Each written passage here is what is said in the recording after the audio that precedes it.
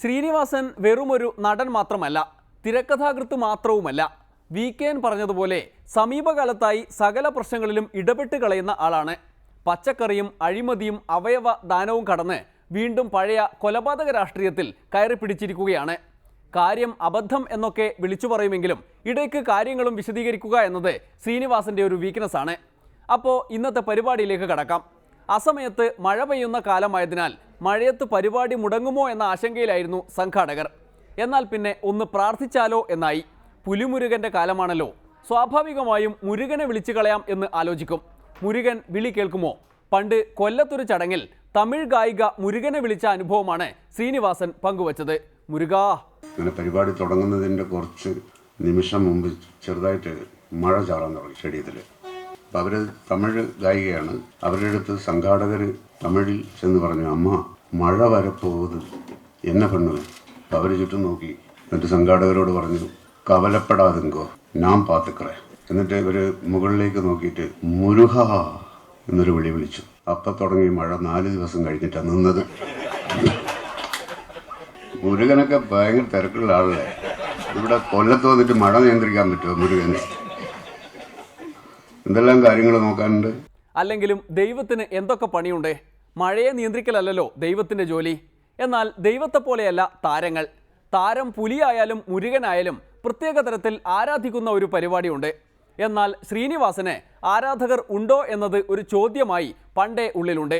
പണ്ടൊരു ആരാധകന്റെ ഫോൺ വിളി ഉണ്ടായതു മുതലാണ് അക്കാര്യത്തെക്കുറിച്ച് ശ്രീനിവാസന് ബോധ്യമായത്. ചമ്പക്കുളം തച്ചൻ എന്ന് പറഞ്ഞൊരു സിനിമയുടെ ഷൂട്ടിംഗ് ആലപ്പുഴയിൽ നടക്കുക. അപ്പോൾ എഴുത്തുണ്ട്, അഭിനയമുണ്ട്. രാത്രിയൊക്കെ അങ്ങനെ ലേറ്റായിട്ടൊക്കെ ഇരുന്ന് എഴുതേണ്ടി വരും, രാവിലെ എഴുന്നേക്കേണ്ടി വരും. അങ്ങനെ ഒരുവിധം 2 മണിയായപ്പോൾ രാത്രി ഞാൻ ഉറങ്ങി.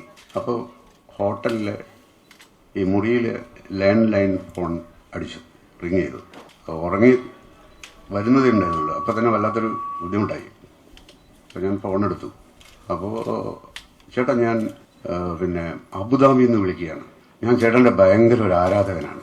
അപ്പം ഞാൻ, അതെയോ, എന്നാൽ പിന്നെ ഒരു കാര്യം ചെയ്യും, ഇപ്പം രാത്രി ഒരുപാട് ലേറ്റായില്ലേ, കാലത്ത് എഴുന്നേറ്റ് ആരാധിക്കുന്നു പറഞ്ഞു.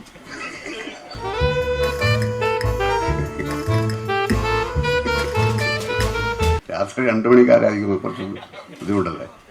അപ്പം ഇവിടെ വന്ന ഉടനെ തന്നെ പറഞ്ഞു, കുറച്ച് ഇതൊക്കെ നിങ്ങളുടെ ആരാധികമാരാണ്. അത് പറഞ്ഞപ്പോഴാണ് ഞാൻ ഓർമ്മിച്ച് പോയത്. അപ്പം ഞാൻ അപ്പം തന്നെ പറഞ്ഞു, ഇത് ആരാധിക്കുന്നൊന്നും കാണുന്നില്ലല്ലോ. ആരാധകരെ കൊണ്ടൊന്നും വലിയ കാര്യമില്ല ശ്രീനിയേട്ടാ. ആരാധന മൂത്താൽ പിന്നെ അവർ പോയി ആരാധനാമൂർത്തിക്ക് വേണ്ടി കൊലപാതകം നടത്താൻ ഇറങ്ങും. ഇപ്പോൾ തന്നെ കണ്ണൂരിലൊക്കെ കാണുന്നില്ലേ, പാർട്ടിക്ക് വേണ്ടി എത്ര പേരാ വെട്ടിക്കൊല്ലാൻ ഇറങ്ങുന്നത്. ഈ കേരളത്തിന്റെ ഒരു ദുർഗതി. ശരിക്കും പറഞ്ഞാൽ നമ്മളൊക്കെ വലിയ ഭാഗ്യവാന്മാരാണ്. കേരളത്തിൽ ഇങ്ങനെ ജനിച്ച് ഇങ്ങനെ ജീവിക്കാൻ പറ്റുക പറയുന്നത് നല്ല ഭാഗ്യമല്ലേ. നമ്മൾ ആഗ്രഹിച്ചതിനേക്കാളും അപ്പുറത്തല്ലേ കൊലപാതകങ്ങളൊക്കെ ഇങ്ങനെ കാണാൻ പറ്റുന്നത്. ഇത്രയൊന്നും നമ്മൾ വിചാരിച്ചല്ല, ഇത്രയൊന്നും നമ്മൾ ആഗ്രഹിച്ചിട്ടില്ല. കുറച്ചൊക്കെ ആഗ്രഹം ഉണ്ടായിരുന്നു, പക്ഷെ ഇത് നല്ല രീതിയിൽ പോകുന്നുണ്ട്.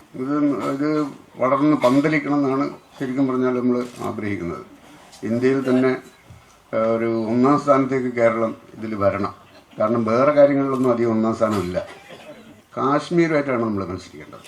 പക്ഷെ അവിടെ തോക്കും വെടിയും ഇതൊക്കെ ഉണ്ട്. പക്ഷെ നമുക്കത് കിട്ടിയില്ല. അതും കൂടി ഉണ്ടായാൽ നല്ല ട്രഡീഷണൽ സാധനം അതും കൂടി ഉണ്ടായാൽ നമുക്കത് സുഖമായിട്ട് എല്ലാം കണ്ട് രസിക്കായിരുന്നു. ഗ്ലാഡിയേറ്റർ എന്ന് പറഞ്ഞ് പണ്ടൊരു സിനിമ വന്നിരുന്നു. അപ്പോൾ ഗ്രീക്ക് കൾച്ചറിനെ പറ്റിയിട്ടുള്ള അവരുടെ ജീവിത രീതി, പഴയകാലത്തെ ജീവിത രീതി എന്ന് പറയുന്നത് വലിയൊരു നടുക്ക് ഒരു പിന്നെ പോരാട്ടത്തിനുള്ള ഒരു സ്ഥലം. ചുറ്റും ഗാലറികൾ, ആൾക്കാർ ഗാലറികളിൽ വന്നിങ്ങനെ തമ്പടിച്ച് നിൽക്കുകയാണ്. ഈ മനുഷ്യൻ്റെ കഴുത്ത് വെട്ടുന്നതും കാല് വെട്ടുന്നതും കണ്ട് രസിക്കാൻ വേണ്ടി. അങ്ങനെയുള്ള സാധനങ്ങളാണ് നമുക്കും വേണ്ടത്. അങ്ങനെ ഒരു കൾച്ചർ ഇവിടെ വരണം. നമുക്ക് നമ്മുടെ കൺമുമ്പിൽ തന്നെ ഈ കൊലയൊക്കെ നടക്കുന്നത് ഇപ്പോൾ കാണാൻ പറ്റുന്നില്ല, പേപ്പറിൽ മാത്രമേ വരുന്നുള്ളൂ. പക്ഷെ ചിലതൊക്കെ വാട്സാപ്പിലും മറ്റും കണ്ടിട്ടില്ലേ, ചില നല്ല കൊലപാതകങ്ങൾ. കൊലപാതകം ചിലത് ഒരെണ്ണം ഞാൻ കണ്ടു. ശരിയാ, എനിക്ക് ഭയങ്കരമായിട്ട് ഇഷ്ടപ്പെട്ടത്, ഭയങ്കര ഇഷ്ടപ്പെട്ടു. എന്താ ആളെയൊക്കെ ഇങ്ങനെ അടിച്ച് തിരുവനന്തപുരത്ത് ആ ഭാഗത്ത് നടന്ന ഒരു സംഭവം. 3-4 ചെറുപ്പക്കാർ കൂടിയിട്ട് വേറൊരു ചെറുപ്പക്കാരൻ തല്ലിക്കൊല്ലുന്നത്. ആ വാട്സാപ്പിൽ ഞാൻ കണ്ടു. മറന്നു കിടക്കായിരുന്നു, ഓർമ്മിപ്പിച്ചതിന് നന്ദി. ഒന്നുകൂടെ കാണാതെ പോയി.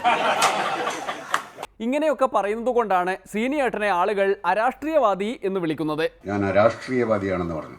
പക്ഷെ രാഷ്ട്രീയവാദം എന്താണെന്ന് എനിക്കിതുവരെ പിടികിട്ടിയിട്ടില്ല.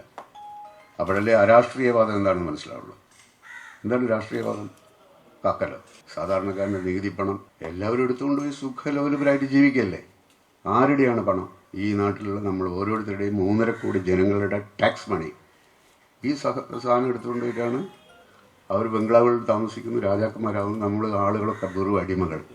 ഞാൻ പലപ്പോഴും പറയാറുണ്ട്, നമ്മുടെ ഈ തിരഞ്ഞെടുക്കപ്പെട്ടവരുടെ അല്ലെങ്കിൽ ഭരിക്കുന്നവരുടെ സ്വേച്ഛാധിപത്യത്തിൻ്റെ ഇന്ത്യയിലെ പേരാണ് ജനാധിപത്യം. അധികാരം കിട്ടിയാൽ അങ്ങനെയാ, അത് കിട്ടിയാൽ ആരും അങ്ങനെയൊക്കെ ആയിപ്പോകും. മറ്റുള്ള അധികാരം എന്ന് പറയുന്നത് വല്ലാത്തൊരു ലഹരിയാണെന്നാണ് പറയുന്നത്. എനിക്ക് അധികാരം കിട്ടാത്തതുകൊണ്ട് എനിക്ക് അറിഞ്ഞൂടാ ഇങ്ങനെയാണ് ആ ലഹരി എന്നുള്ളത്. അധികാരം കിട്ടിയാൽ എനിക്ക് വേണ്ടതാണ്, അത് വേറെ വിഷയം. നമുക്ക് എന്തിനാ അധികാരം? എന്തിന്? വേറൊരാളെ അടിച്ചമർത്താനും. അതിനാണല്ലോ ഇപ്പോൾ ഉപയോഗിക്കുന്നത്. അധികാരം മുഴുവൻ ഉപയോഗിക്കുന്നത് ശക്തിയില്ലാത്തവനെ അടിച്ചമർത്താനാണ്. എല്ലാം പറഞ്ഞു തീർക്കണ്ട, ശ്രീനിവാസനെ കൊണ്ട് ഇനിയും ആവശ്യങ്ങളുണ്ട്. അതുകൊണ്ട് തൽക്കാലം ബിന്ദു കൃഷ്ണയുടെ വായ്മൂടി കെട്ടി പ്രകടനത്തിലേക്ക് കടക്കാം. അതൊരു ഇടവേള കഴിഞ്ഞ്. എന്താ വായിച്ച? മടു പബതു പടട ലഗഗർ ആനദരി ചജടു.